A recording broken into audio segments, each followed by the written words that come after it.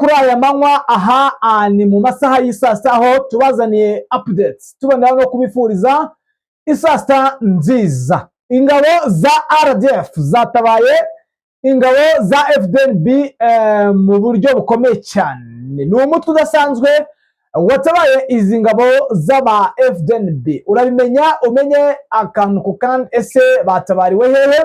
Ni mu gihe kandi leta ya Kongo igiye gukora ibarura rusange ryaba ari irya kabiri nyuma y'imyaka 42 yose ishize. Ibi bikomeje kugenda bigaragazwa ndetse abatavuga rumwe n'ubuyobozi bavuga atari ku buyobozi bwa leta ya Kongo haba mu bihe byatambutse ndetse n'ibyubu batekerezaga iki. Impamvu urayimenya ndetse umenye akantu ku kandi. Nubwo ibyo byose biri kuba ku butaka bwa Repubulika ya Demokarasi ya Kongo, imirwano ikomeje kwavansa aho turi bugaruke tukarebera hamwe uko situation ihagaze. Ese Sud Kivu n'Nord Kivu bihagaze bite?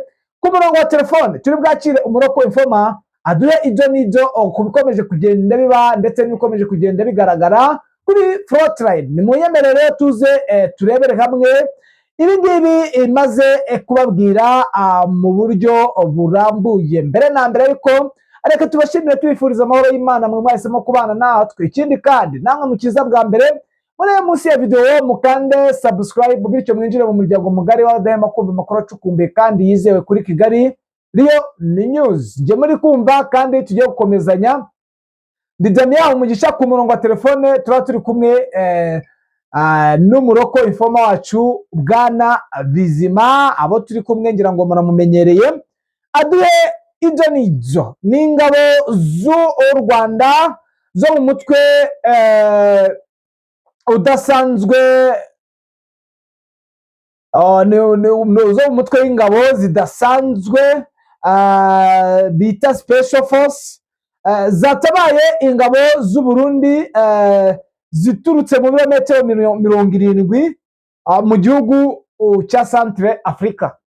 Ni igikorwa cyabaye ndetse ubona yuko izi ngabo z'abarundi zari zigeranijwe, ariko izi ngabo zidasanzwe zo muri bita Special Force zikaba zatabariye ku gihe izi ngabo z'abarundi. Ni igikorwa cyakozwe ndetse cyatangaje abari muri South Africa ndetse abanyamahanga bakaba bakuriye ingofero izi ngabo ziri muri Central Africa aho zigaragaje bidasubirwaho. Ni mu gihe kandi muri Repubulika ya Demokarasi ya Kongo ibarura rya kabiri ryaba rigiye kuza. Ubu imyaka irashize ni imyaka 42 aho bivugwa yuko hagiye kwisubirwaho ibikomeje kugenda biba. Ibi ngibi iri barura rya mbere riheruka mu 1984 aho babaruye bagasanga bafite abaturage bagera muri miliyoni 30. Urumva imyaka 42 yarishize. Abantu benshi batangiye kwibaza ese ni gute igihugu nk'iki ngiki kweri kimeze gutya kitagira igenamigambi mu myaka wenda nk'itanu cyangwa 10. Ubona yuko ibintu babyibajijeho ndetse bakatse yaba ari ihe mpamvu ese iri barura ryaba rigenda gukuramo abo mu bwoko bw'abanyamurenge ndetse n'abavuga ururimi rw'ikinyarwanda byimbitse. Ni impaka nyinshi zikomeje kugenda zigaragara ku gikorwa nk'iki kidasanzwe kigiye kuba, kuko twahibara ari igikorwa kidasanzwe mu myaka 42 bishize aba ari imyaka myinshi. Ni mu nkunde rero duhamagara umuroko wacu Ifoma atubwire ibyo n'ibyo y'ibikomeje kubera kuri frontline haba muri Sud Kivu ndetse no muri Nord Kivu. Bwana Bizima wiriwe neza? Wiriwe neza. Duherukana mu gitondo cya kare urimo uma updates zako kanya, ariko sahinda biza amasaha yamaze kuba menshi. Ndagira ngo utujyane kuri frontline mu bice bigiye bitandukanye, uhere aho ushaka nk'uburyo bwawe n'ubundi, kuko ndizera uyu munsi watembereye bishoboka.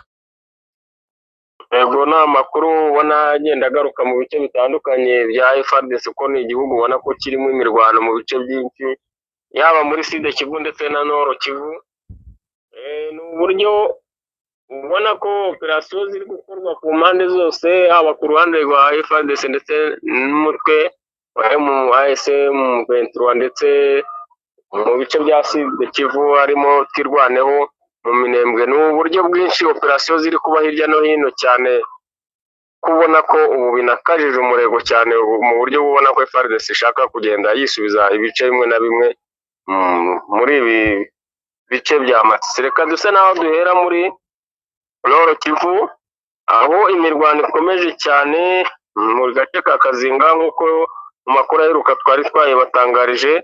Ni imirwano ubona ko FARDC ni coalition ikomeye cyane, ndetse iri ku basirikare benshi ku rwego rwo hejuru, ubona ko bafite umugambi wo kwigarurira ibice byinshi muri iyi Nord Kivu. Ni imirwano ubona ko ikomeye irimo imbaraga, kandi ubona ko coalition FDLR na FARDC ziri muri ibi bice ari ibice bamenyereye, kandi imirwano yabo iri ku rwego rwo hejuru, aho ubona ko aka gace ka Kazinga bigaruriye kugira ngo M23 ibashe gusa naho kwisubiza, ari ibintu biri busaba imbaraga cyane ku rwego rwo hejuru, bijyanye n'uko iyi coalition ingana, kandi ubona ko aka gace kagenzura kose 100%. Yes, biragaragara ko ibintu bikomeje kugenda bihindagurika bwana Bizima. N'ubundi wenda sayingiyi umwuka uhagaze ute? Ese nta buryo bwa contre offensive ku mpande zose?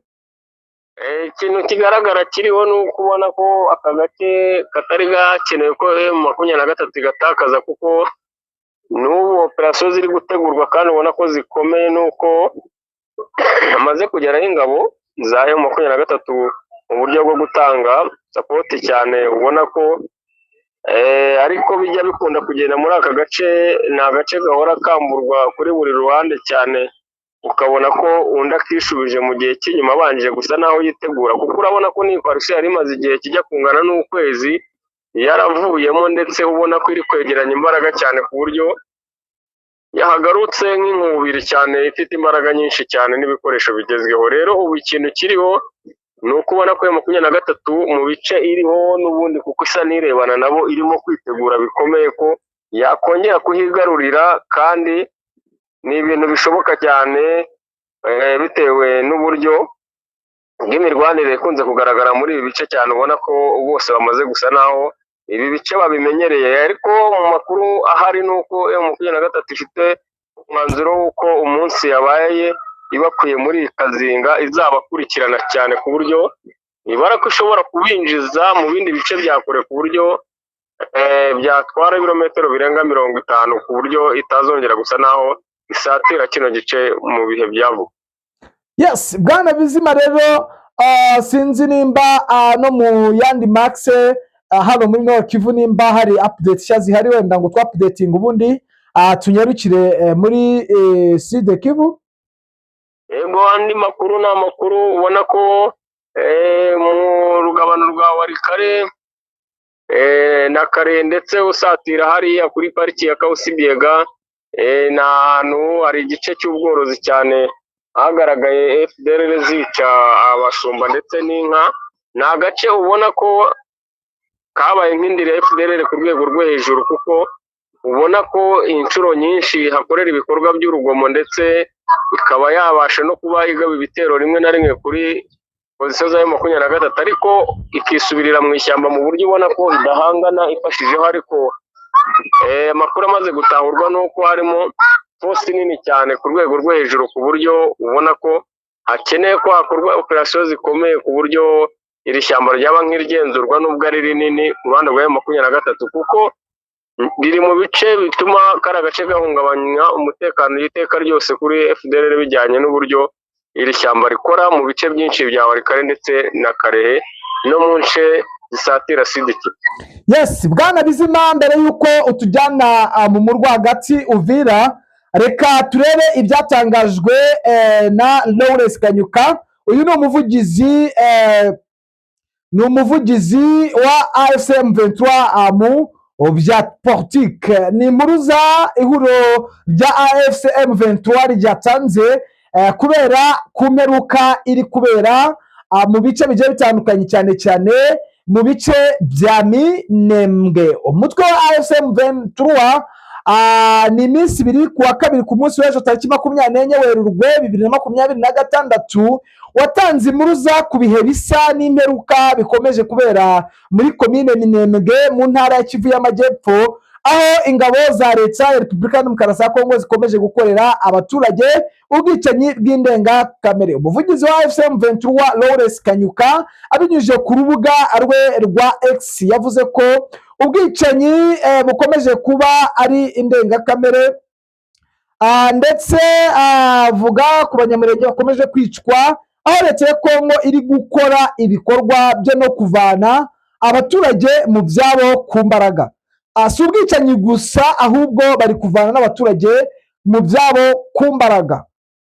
Dore ukuntu yabivuze, ati turatanga impuruza ku baturage ba Repubulika ya Demokarasi ya Kongo ku biri kubera mu Minembwe. Aha ibintu byafashe indi ntera ikomeye mu gihe twabyita gisa nk'imperuka. Ubwicanyi no kuvanwa mu byabo ku gahato ku bavandimwe bacu b'abanyamurenge bikomeje kubaho kandi ubudacogora. Imiryango yose irimo kurimburwa burundu. Bwana Bizima, ibi ni ibyatangajwe n'umuvugizi mu bya politike w'umutwe wa AFCM 23. Bwana Bizima, byifashe bite kuri iyi mpuruza yatanzwe na Lawrence Kanyuka?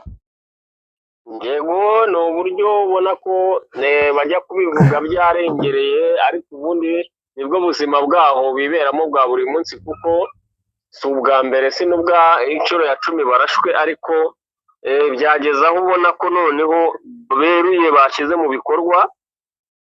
Ntabwo bikiri ukujijisha, kuko mbere babikoraga bagabye ibitero no mu mapozisiyo yose y'ingabo zihari za M23 na twirwaneho, ariko kuri iyi nshuro babikoze mu buryo ubona ko ari nko kuharimbura, kuko ibice byinshi byarashwe, ntabwo hari pozisiyo, ndetse ubona ko ari mu giturage, ndetse n'aho abaturage babaga bahunze batarimo babashaga koherezamo amakompara drone, ku buryo usanga ko rwose aka gace kibasiye ku rwego rwo hejuru, batari bakeneye ko hari ubuzima bw'umuntu wahasigara ahumeka. Rero ni igikorwa ubona ko amahanga asa n'aho akirengagiza, kuko uburyo kivugwa kandi amavideo yaho aba hari aca ku mbuga nyinshi bagaragaza ibiberayo, amahanga akicecekera, ariko ubona ko ari ibyaha by'indengakamere, kandi ubona ko mu maherezo yabyo hari abayobozi benshi cyane kuri aba bafite uruhare cyane muri izi ngabo ndetse n'ibi bitero bigabwa muri kara gace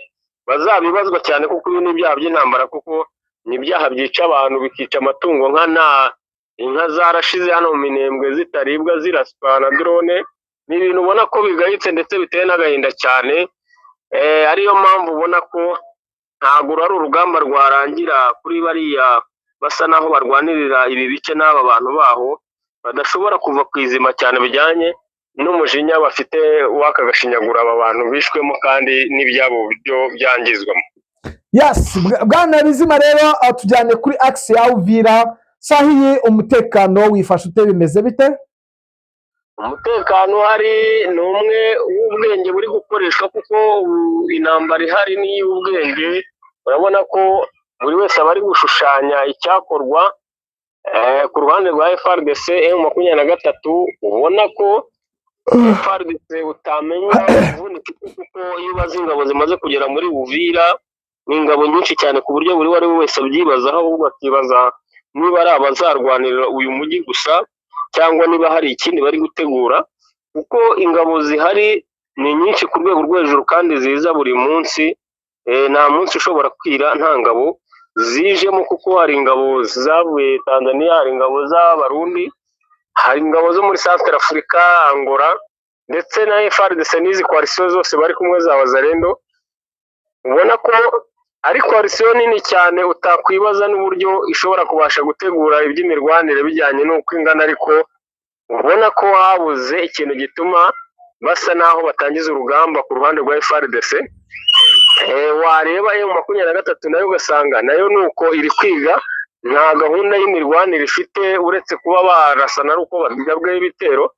ikiri gutekerezwa aha rero birashoboka cyane yuko ku mpande zose ikivugwa kandi cyagenderwa hari uburyo M23 ifite ubwirinzi muri ibi bice kandi bukomeye, uburyo FARDC yarebye igasanga kurwanira muri uyu mujyi batabasha kugenzura ikirere byabateza ikibazo gikomeye cyane habayeho imirwano ikomeye. Rero bigatekerezwa ko aricyo cyatumye FARDC itagaba ibitero kuri M23, kuko ubona ko yiteguye yujuje byose, ariko umunsi nyawo wo gukora igikorwa usa naho uhora ukumirwa cyane bijyanye n'icyo kibazo kitarakemuka. Ubona ko batabyizera ko bagaye ibitero badafite ubwirinzi bw'ikirere muri kano gace bashobora kubihuriramo n'ikibazo gikomeye cyane. Rero M23 yarifashe nayo isa naho itegereje yuko aribo batsa umuriro mbere, ariko bikaba byitezwe ko isaha n'isaha umunsi imirwano yabaye byanze bikunze uyu mujyi wa Uvira impinduka zigomba kubaho, haba kuhatakaza cyangwa se kuba bo bakwigarurira ibice biri kugenzurwa na M23. Yes, Bwana Bizima, rero ngira ngo hari izindi updates twakubajije watwapudetinga. Yego, icyo nakongeraho ni uko muri iki gice cya Uvira ubona ko ubuzima bw'imibereho ku baturage burakomeye cyane, kuko ubona ko ingabo zijya kuruta abaturage bari muri uyu mujyi mu bijyanye no kwigengesera, kubera izi ngabo zitandukanyije amoko ndetse n'imyitwarire bigora cyane abaturage. Urabona yuko bo basa naho bababaye cyane, batishimiye yuko baguma muri ubu buzima, ahubwo byashoboka ko ahubwo byaruta hakaba hagira ubundi buryo bigendamo ku buryo impinduka zaboneka kugira ngo ubuzima bwabo bugende neza. Yes, Bwana Bizima, rero reka tugushimire tuboneraho no kukwifuriza isasta nziza. Urakoze cyane. Namwe bakunzi ba Kigali News, reka tubashimire tubifuriza amahoro y'Imana, twihanganisha bikomeye abarwayi ndetse n'abari muri zone y'intambara. Ciao, Imana ikomeze ibane namwe.